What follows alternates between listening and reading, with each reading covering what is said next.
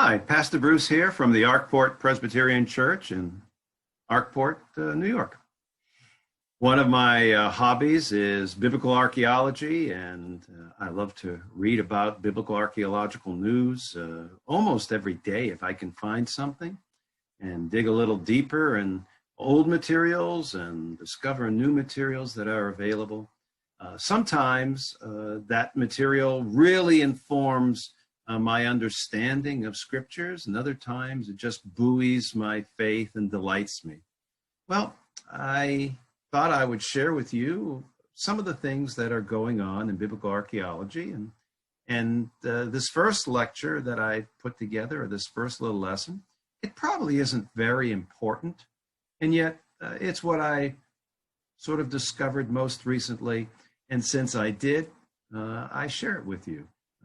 Because those things that interest me, I hope they interest you as well, even though, as I say, this particular lesson may not be of all that much importance. And yet, I hope it delights your heart. I hope it intrigues your mind. I hope it fortifies your faith. And with that, let's go to our lecture.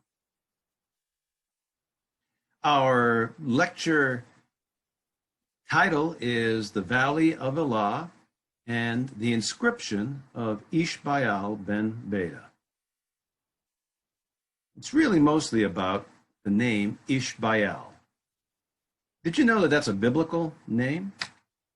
Yes, well, King Saul had 4 sons, and the last of them was oddly named. We find the name of his sons here in 1 Chronicles chapter 8, verse 33, and the last of his sons is named EshBaal.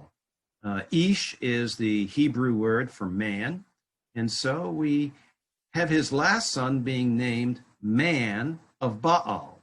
Baal being the Canaanite god of the storm.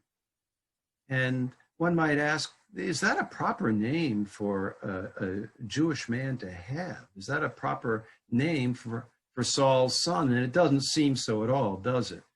To be naming some God who is not Yahweh.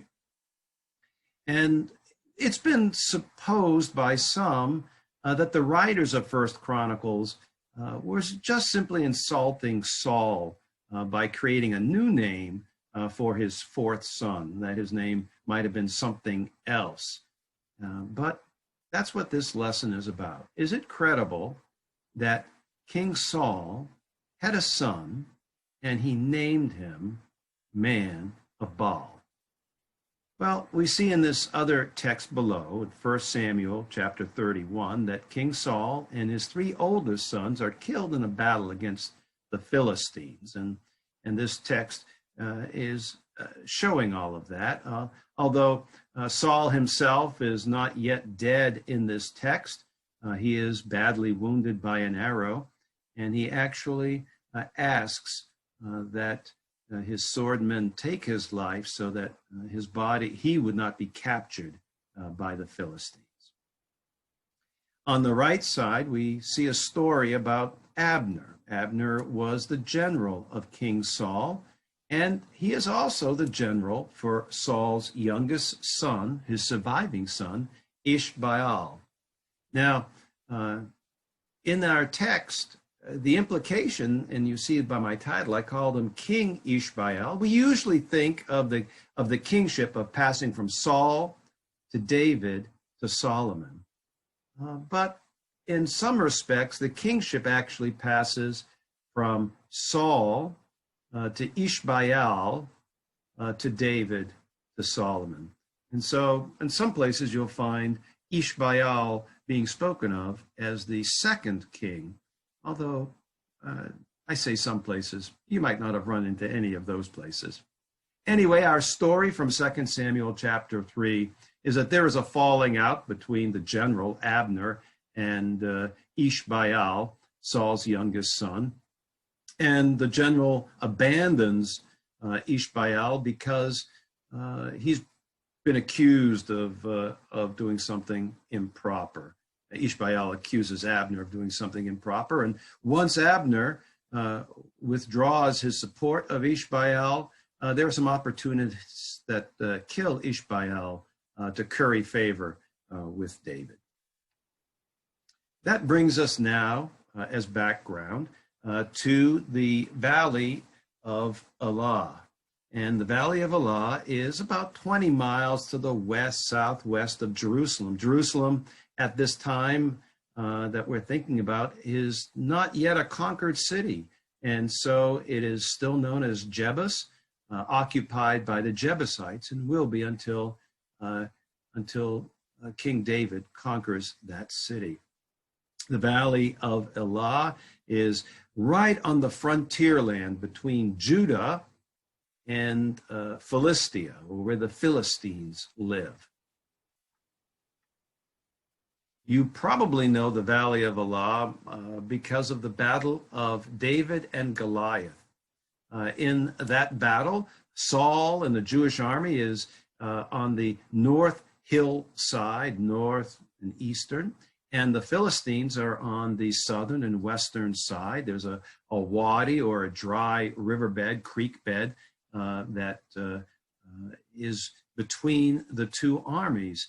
And you may recall that Goliath was going to be the champion for the Philistines, and the Jews could not find a champion until the little shepherd boy David volunteered. Well, that is the location, the Valley of Elah, of where that battle takes place. Overlooking the battlefield from the Jewish side of the wadi is a fort up on a hill. The fort is named Sha'arayim, and we think the Hebrew is best translated to signify that it had two gates, a very unusual construction for a fort of its age. The fort of its time would normally only have one gate to enter, one main gate.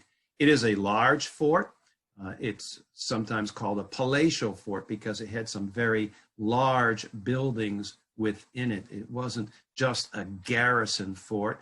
It was a fort that had wealth associated with it and non-military inhabitants within it.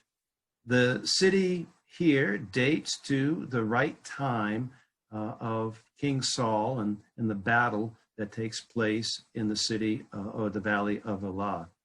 The site was excavated for about 7 years, from 2007 to 2013, by one of the famous contemporary archaeologists, Yosef Garfinkel, out of Hebrew University. It is a sanctioned dig by the Israeli Antiquities Authority, so that it is a scientific dig. Things are found and recorded. This isn't a grave robbing sort of activity that's taking place. As you know, the most important thing about archaeology is publishing. And so now that the dig is complete, or at least this phase of the dig is complete, there's a lot of publishing work to be done. Because if you're not publishing, you're only digging and destroying, and you're not really sharing the information, and the community really isn't learning.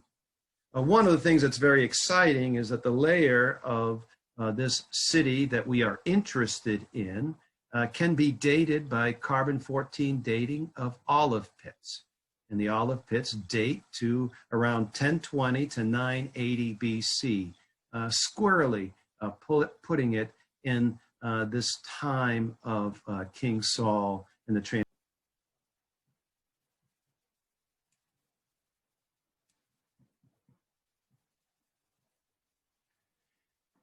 And one last thing I'll say before going to our next slide is that at this level of excavation, there were no pig bones found. And that's a very important tell. The Canaanites loved to eat pigs. The Philistines loved to eat pigs, but pigs are not kosher food.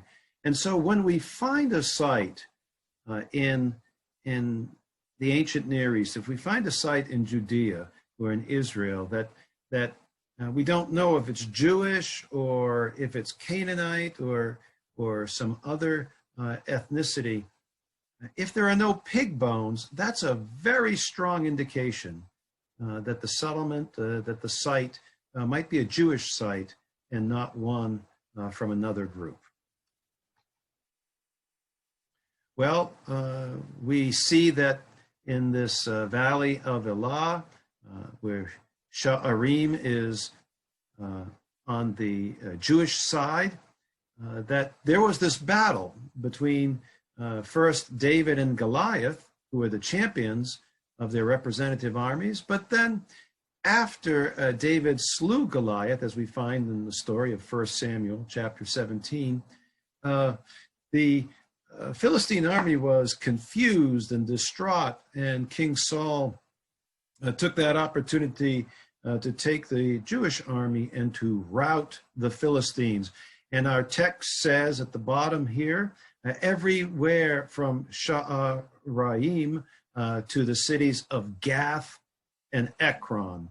You may remember that the Philistines in Philistia had 5 major cities. They're on this map: Gaza, Ashkelon, Ashdod, Ekron, and Gath.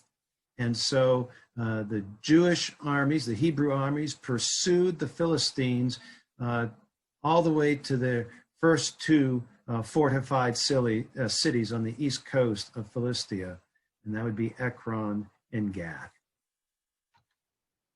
This is just an image of the gate. This would be the southern gate of the fortified city of Sha'arim. It is, here you can see, a 4-chambered gates. Those chambers could be used for commerce in times of peace, but they also had a wall in front of them with openings so that you could put soldiers inside those chambers and they could shoot arrows into those who had breached the door. They're part of the fortification. So commerce could be conducted in these chambers in times of peace, but in times of war, they are a layered defense against those who would breach the fort. As I say, at this time in the Iron Age 1B, 4-chambered gates were very common. That'd be the time of Saul. But we also know, which is a different lecture altogether, that King Solomon makes an innovation on these gates and makes 6-chamber gates. The Bible writes about those being at Megiddo and Hazor and Gezer. And indeed, archaeological evidence indicates that indeed 6-chamber gates do exist in those 3 cities identified in the Bible as having the 6-chamber gates. What we want to note about this large fort, with a palatial fort, not just a garrison, is that the kingdom of the Hebrew people wasn't a tiny little settlement on Mount Zion. It was a national infrastructure such that there is a large palatial fort on the very frontier between the Hebrews and the Philistines. A strong suggestion that what the Bible says about the Hebrew nation is indeed correct, corroborated by archaeological evidence. We find a lot of things in this site. They help gain insights into food preparation and cooking. There's a lot of pottery here that happens exactly in this transition between Iron Age 1B and Iron Age 2A. And for Israel, that really happens right around the time of the unified monarchy under Saul, EshBaal, David, and Solomon. And we not only learn about food preparation, we learn something about city life and city organization, and very importantly, we find something about writing. You may have heard about the ostracon that was to be indicative of the earliest Hebrew writing. That ostracon was uncovered in 2008, and that writing goes back to the 10th century BC. It goes back to 1029-80 BC time frame, based again on the radiocarbon dating of the olive pits. Peculiarly enough, but this is important to our story, while this is usually discussed as being Hebrew writing, it isn't using a Hebrew script, either Hebrew script with which we're familiar, the Proto-Hebrew script, which is the Phoenician alphabet, or the later Square Hebrew script. Instead, this is using Canaanite letters, Canaanite alphabet. But you would agree that you can write a language with somebody else's alphabet. I could write in English grammar with English words using a Greek alphabet, a Cyrillic alphabet. And you would agree that that would be English, but it wouldn't be with the Latin alphabet. It'd be with a Greek alphabet. Well, that's what's being argued for. And there's always arguments in archaeology. What's being argued for is that this ostracon, this broken piece of pottery, that's what ostracon is, that is written, in this case, with ink, is something that is written with Canaanite letters, but reflective of the Hebrew language. Well, that brings us to really the purpose of our lecture. It's been a roundabout way to get here. But in this Sha'arim excavation, there were a number of pottery items collected, but this one pottery item that was collected, you can see it was many, many broken pieces that needed to be assembled. The pieces were discovered in 2012, but the pot was not fully assembled and analyzed for another 3 years. Archaeology takes time, especially when one is careful to get peer review. So it was in 2015 that this pot was, if you will, introduced to the world in a public release of information. And what makes this particular pot interesting is that it is inscribed at the top, and it is inscribed with the name EshBaal ben Beda, man of Baal, son of Beda, would be its literal translation. It is also written in Canaanite text, but it comes from what is believed to be a Hebrew site. But we have said that we might use Canaanite letters to write the Hebrew language. It dates to the time of the Jewish monarchy. And what is very interesting is that it has writing on it at all. The fact that this jug has writing on it suggests that literacy makes a difference. Somebody wanted people to know that this pot was his. It belonged to EshBaal ben Beda. It was his wine. He wanted to know when that wine was being shipped and sold and being consumed, that it was his wine. And it suggests a level of literacy that has sometimes been contested. But you'd have to admit that we don't put names on things if nobody can read. And it isn't just literacy that sometimes people concede, oh, well, at the royal court, there might have been one person who could write and that person could read, but it wasn't a general capability. Remember, this is the frontier land. This is the land between the boundary of Judah and the boundary of Philistia. And here, the rich vineyard owner is putting his name on, or if you will, his label on his wine. It's because he wants other people to know it. And that is an argument for literacy. It's a very important discovery. But also, the reason we're interested in it in our study is because it has the name EshBaal, man of Baal. And it tells us that Hebrews might well have had this name at that time. Now, that name falls out of favor very quickly. Once David brings righteousness and faithfulness and worship of Yahweh to Jerusalem and unifies the kingdom under his crown, there'll be none of that tolerated by the king. And of course, everyone who wants to curry favor with the king, they're not going to use names that conjure up images of foreign gods, foreign deities. So this pot, which dates to the time of Saul, gives some credence to the idea that Jewish people may well have named their children after the pagan god Baal. And that makes that interesting because it speaks to the credibility of how we should understand the First Chronicles 8 text. Is EshBaal really Saul's fourth son, or was that a made-up name to insult Saul?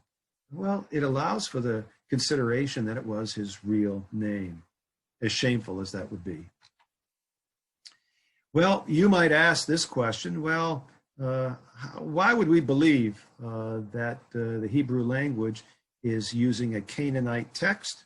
And that has some evidence based on another dig done by Dr. Eilit Matzar.